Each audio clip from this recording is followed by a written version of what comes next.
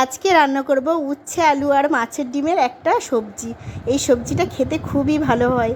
তো আজকে আমি সবজিটা কেটে নিয়েছি।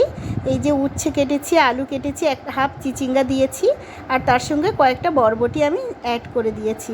আপনারা চাইলে শুধু উচ্ছে আর আলু দিয়েই রান্নাটা করতে পারেন, খেতে খুবই সুন্দর হয়। আর এখানে আমি নিয়ে নিয়েছি মাছের ডিম।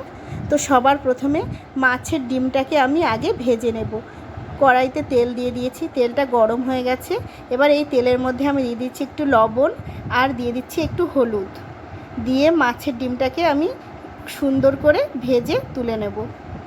অনেকে আছেন মাছের ডিম খেতে পছন্দ করে না, তারা এভাবে একবার খেয়ে দেখবেন, ভালো লাগবে।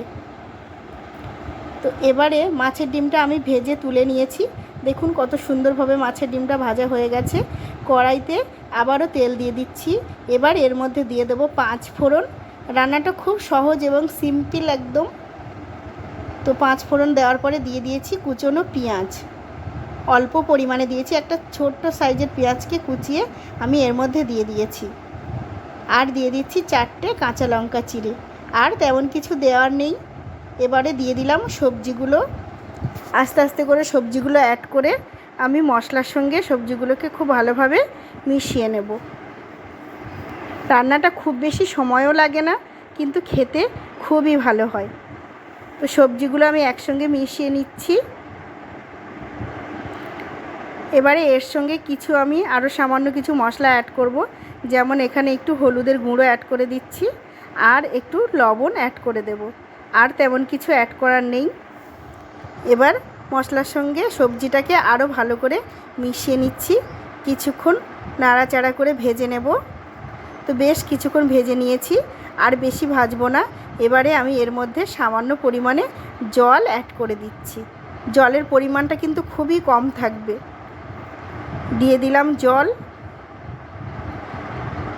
এবারে এর উপরে আমি ভেজে রাখা ডিমগুলোকে দিয়ে দেব। ভেজে রাখা ডিমগুলো দিয়ে দিয়েছি। এবারে আমি ঢেকে দিয়ে কিছুক্ষণ রান্না করব। ঢেকে দিলাম, ফিরে আসছি একটু পরে।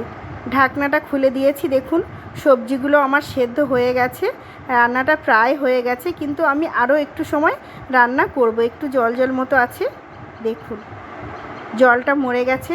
আর এই সবজিটা আমার একদম রেডি হয়ে গেছে। আমি সবজিটাকে পরিবেশন করে নিয়েছি।